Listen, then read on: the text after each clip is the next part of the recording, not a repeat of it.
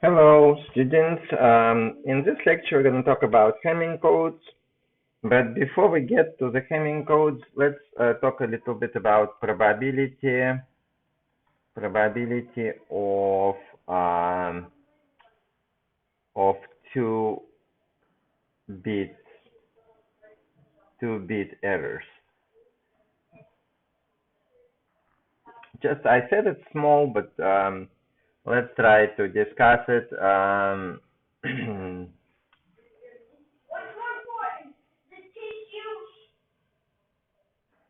What are our assumptions? Our assumptions are as follows.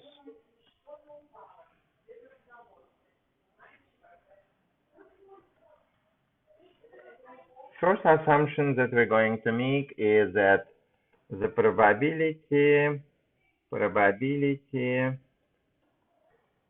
of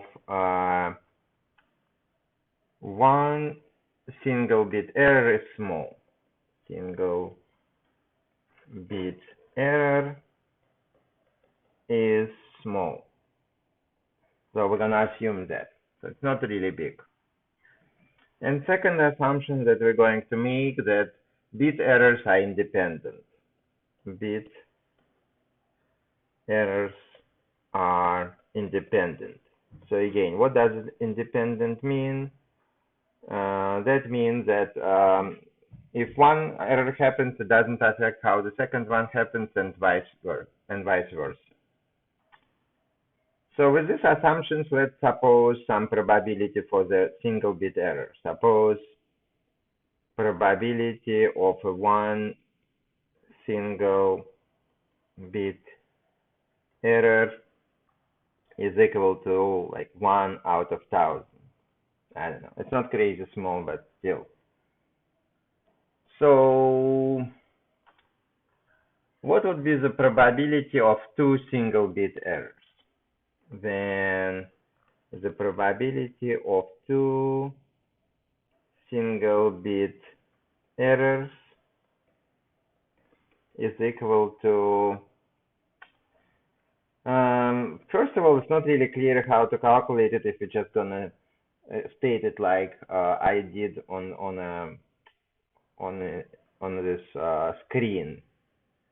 So we need to rewrite this probability probably like this. Probability of single bit error, and probability of another single bit error. Then we wrote it with the word and that makes it clear, because when the events are independent, one does not affect the other. It's going to be the probability of a single bit error times the probability of a single bit error. For independent events, we have this rule. And if they're not independent, this would be a conditional one, but still we have a rule. So that means it's 1 out of 1,000 times 1 out of 1,000, which is 1 in a million, right? So it dramatically decreases the chances of two single bit errors, right? Very small chance. So I promised you this discussion that I fulfilled this promise. Now we're going to the general discussion about Hamming codes. General discussion.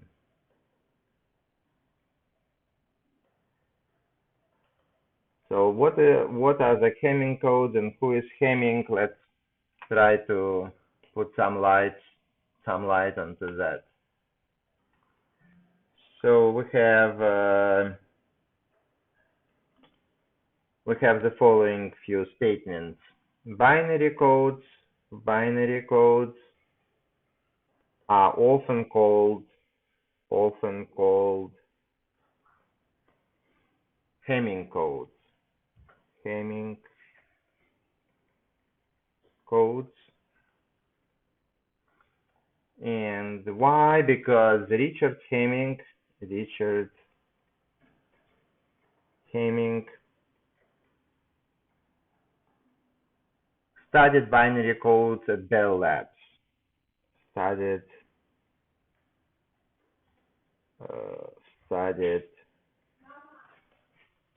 binary codes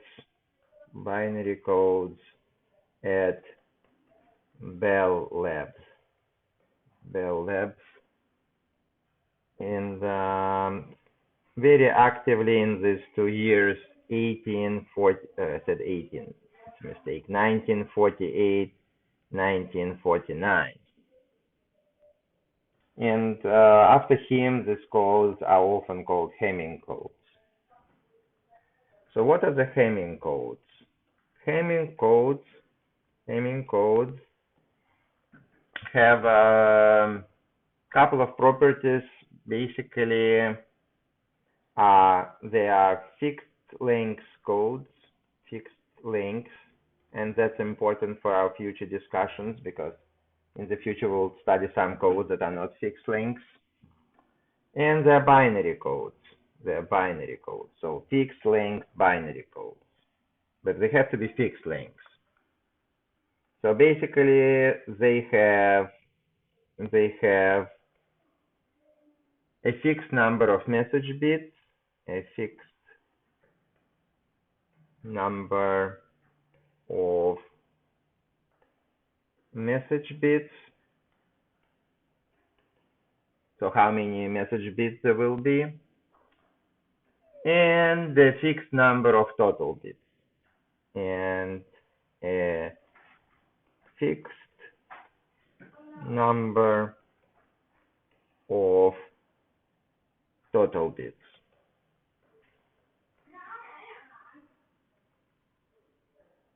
So let's look at our example whether it's going to fit the Hemming code or not. But before that, maybe our example first and then future discussion. So in our example, we have 4 message bits. So let's call it with the letter K. This is a number of message bits.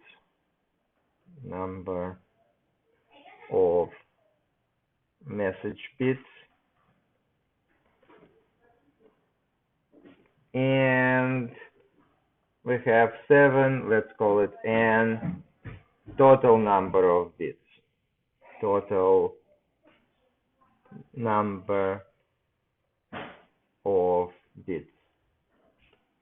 And these two numbers are fixed. So both K and N are fixed. So that means our example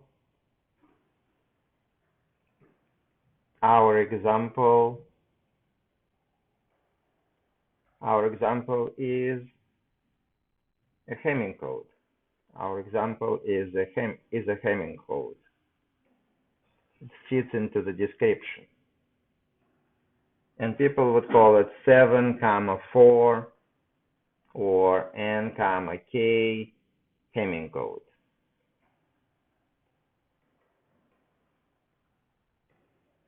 So we have 7 total and 4 for the message. That's what we have. So as you can see, there is no number of check digits. There are no numbers in this definition.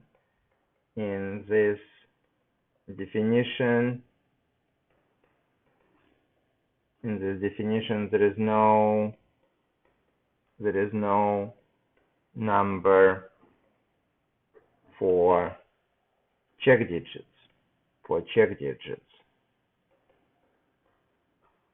But we can easily figure it out.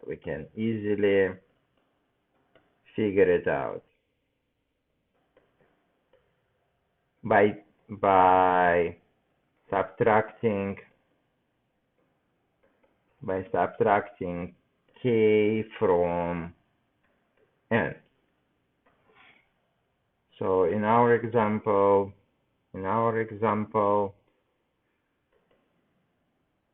n minus k will be equal to 7 minus 4, 3 check digits. 3 check digits. So if you can easily figure it out, there is no need to write it. That's the idea. So we define the Hamming code, and the next definition would be the weight of the Hamming code. So let's define the weight of the Hamming code. The weight of a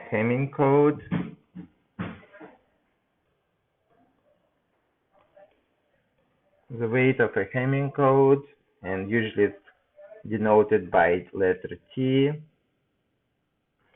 So denoted by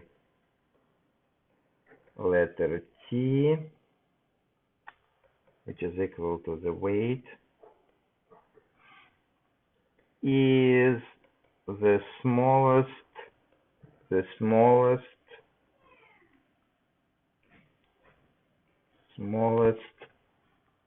number of ones,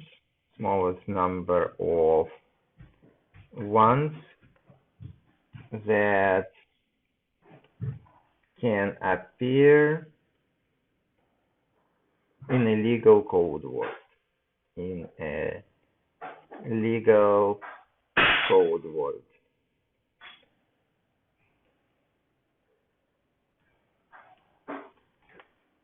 So that's not a fast procedure, but let's try to go through the procedure of finding the weight. So we can always find the weight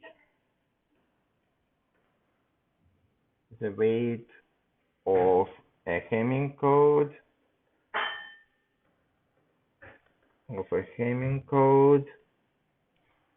by using brute force.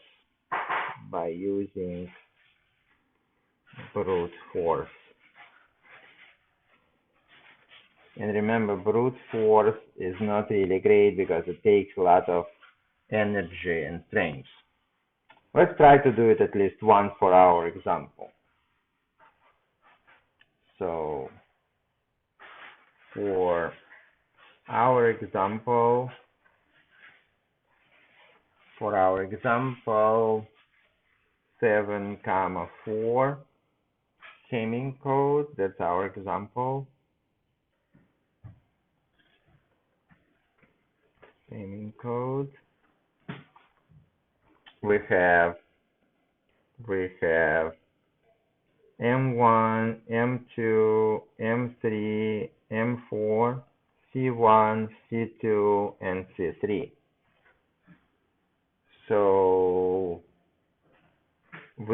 for the brute force, we need to build all possibilities. For the brute force,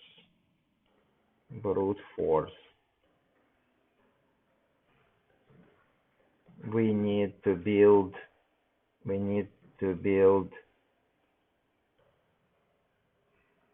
all possible legal code words.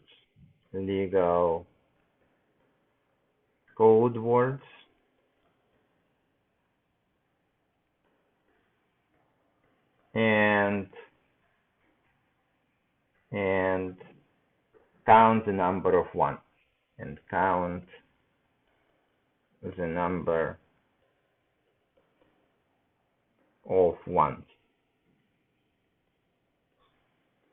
then choose the smallest number of ones to be the weight. And in mathematics, when you're going to go through the brute force, it's easier if you divide things into the cases. So case 1. In this case 1, we only have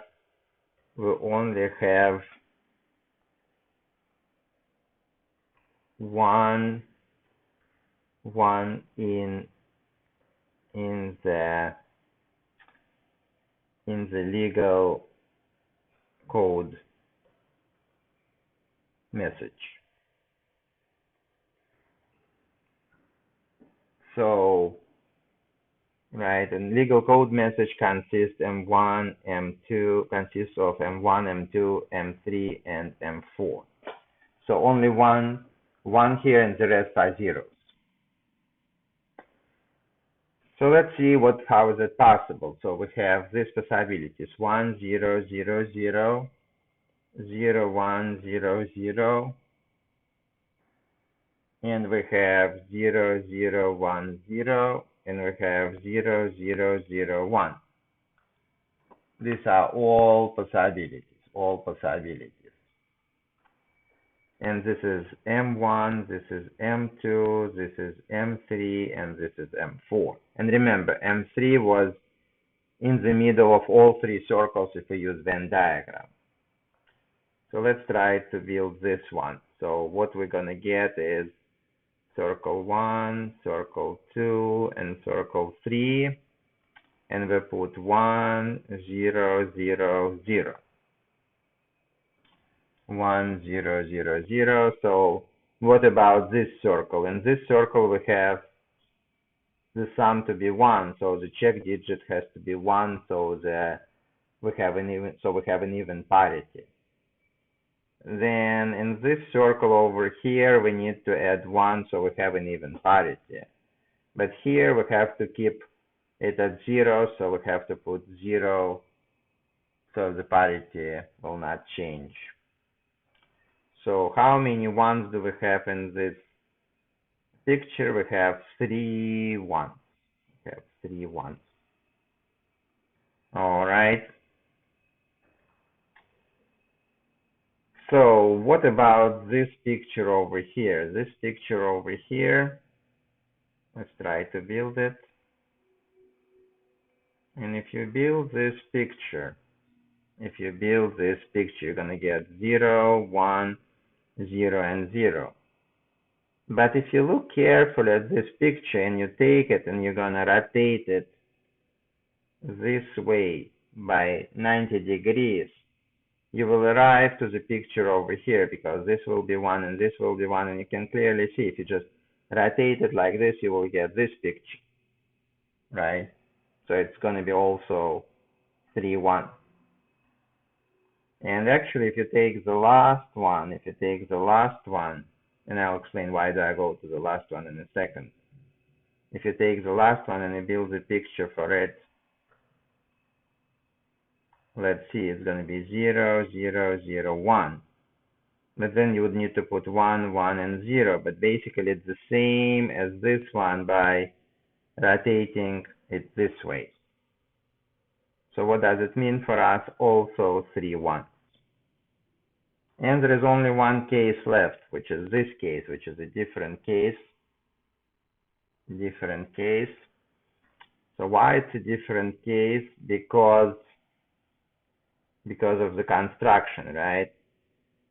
If it's 0, my circle didn't come out nicely. So one more try.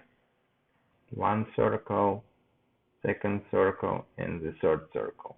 So 0, 0, 1, 0. That's this one where M3 is 1. So what happens over here? We need to fix this circle, we need to fix this circle, and we need to fix this circle. So we're going to get 4 1s. 4 1s for this case. So we exhausted all of the cases when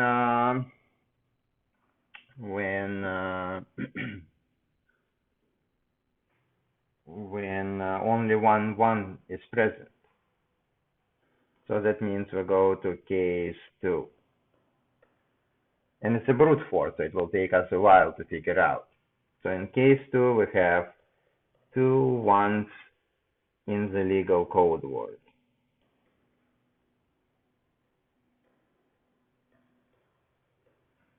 So we have 2 1s. All right, so let's try to see how many different cases there should be. In order to understand how many different cases we should write over here, let's go back for a second to the previous case. So what do? We just want to pick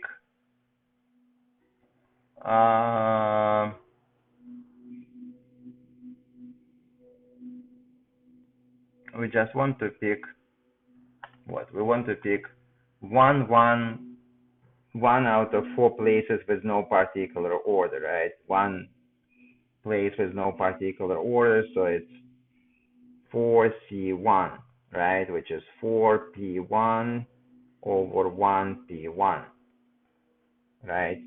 So it's basically 4 divided by 1, which is 4. And you can see we have 4 different cases, 4 different cases. So here, therefore, we'll have to choose 2 places. So it's 4C2. So it's 4P2 divided by 2P2. So it's 4 times 3 over 2 times 1. So we get 6 different cases we should have, 6 different cases. So let's try to write them out. And I'm going to split it into 2 different subcases. Why? Because as you can see, M3 affects our thinking too much, right? So if this is M1, M2, M3, and M4, and you have M1, M2, M3, and M4. So here I will keep M3 as 0, and I have 6 cases, so let's try. So 1, 1, 0, 0, 0, 1, 0, 1, and 1, 0, 0, 1. These are all cases when M3 is 0. And here we'll keep M3 at 1. So what are the possibilities? If 1 is here, then the rest are zeros. If 0 is here and 1 is here, and the last one is 0, 0, 1, 1.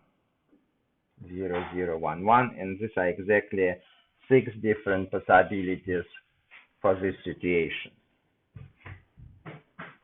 So let's try to build a picture for one of these ones. So let's do the first one. So for the first one, we will have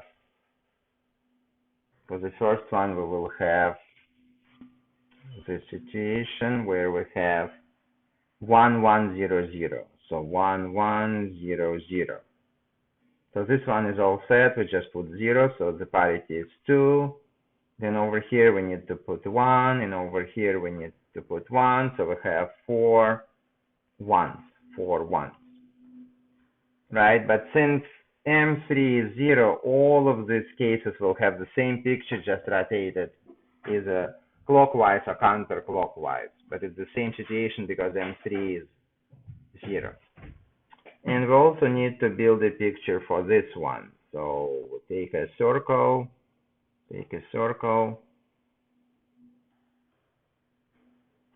and we take another circle, and one more circle. So let's build the first one. So it's going to be 1, 0, 1, 0. So this one is all set, so we put 0. This one is all set, so we put 0. But this one we need to fix, so we put 1. So we have 3, 1. And if you can understand, this will be also the same pictures for the rest, just rotated either clockwise or counterclockwise. You can, if you don't believe me, if you don't trust me, just try it on your own. You will see that they will have the same kind of a picture. So now case 3, where we have 3 1s. So case 3, we have 3 1s in the legal code message.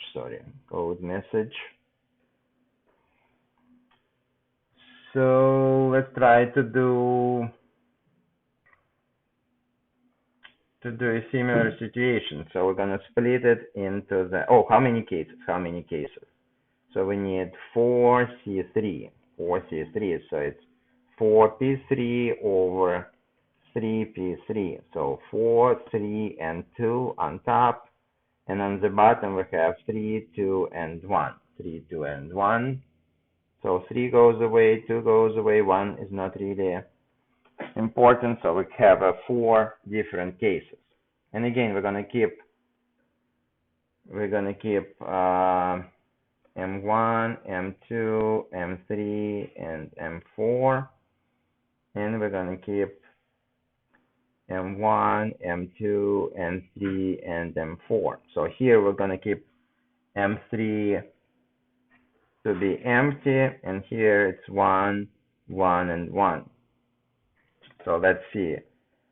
Only 1 0 here, only 1 0. So 0 could be here, 0 could be here, or 0 could be here. These are all possibilities for the 0 to travel. But if 0 is in M3 and the rest are 1, this is only one case. So let's build this one first. So we have 1, 1, 0, 1. So this one is all set. So we put 0, we put 0, and we put 0. So we have 3 1s in this case. What about these cases? So we always have 1 in the middle. We always have 1 in the middle. For the first one, it's 1, 1, 1, and 0. So this one has to have 1. This one is all set, and this one is all set. So it's 4 1. And the rest will be the same, just with the rotation of the circles around either clockwise or counterclockwise. You get the same kind of a picture. So we're done with the case of 3 1s. The last case is when all are 1s. Case 4 1s in the legal message, legal code message. So what does it mean? We have 4 1s, right? So it's 4C4, which is 4P4 over 4P4. So it's just one choice, right? Because this number is the same as this number, right? So one choice. What is the choice? 1, 1, 1, and 1. This is only one possibility we have. So what would be the circles, Venn diagram for it? Venn diagram will be 1, 1, 1, and 1. So we need to put 1, we need to put 1, and we need to put 1. So we have 7 1s. 7 1s. All right. So what is the weight? The weight, for the weight, we need to go through all possible cases and see what is the smallest number of 1s possible. It's definitely not 7. Definitely not 7. Because we had smaller numbers, and since we have 3, it's definitely not 4, and this is 4, so it's definitely not 4, so it has to be not 4, right? It has to be 3 1, right? 3 is the smallest number possible. Conclusion: the weight is equal to 3. The weight is equal to 3, and we use brute force to do that. In some homework exercises, you will have to do it, but in most exercises, the weight will be given. And how do you use this weight? How do you use this weight? Hamming came up with a very, very, very important theorem, so it's called Hamming theorem. Let's do this out. So Hamming theorem.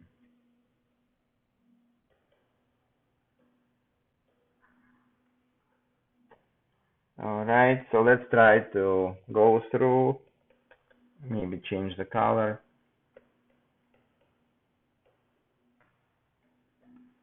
The Hamming theorem says if T is the weight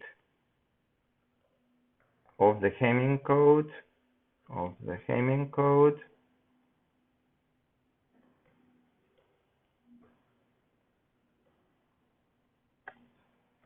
then, and couple of parts of this theorem, and each part has small subparts. First part tells you that if T t is odd number, if t is odd number, then the code can either detect, I'll write on a separate line, detect and correct t minus 1 over 2 errors, or just detect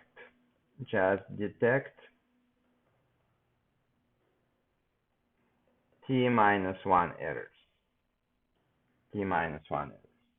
So if you just want to detect errors without correction, it can detect t minus 1 errors, but it will not be able to fix it. But if you want to detect and correct errors, it will be t minus 1 over 2. And the second part of the theorem is about t, which is even number. So if t is even number, so if the weight is even, then the code can either detect and correct t over 2 errors, or just detect I said n, it's a mistake, t minus 1 errors. So if you just want to detect errors, it will detect t minus 1 errors, but if you want to detect and correct, it can detect t over 2 errors. So to finish this lecture off, let's talk about our example. In our example,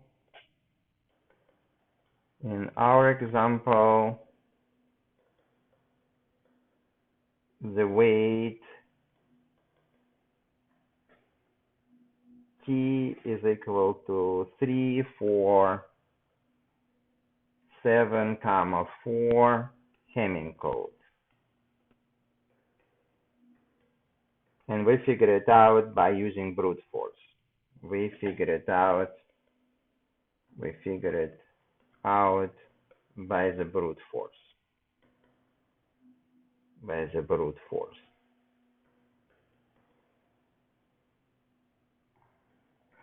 Thus, according to the Hamming theorem,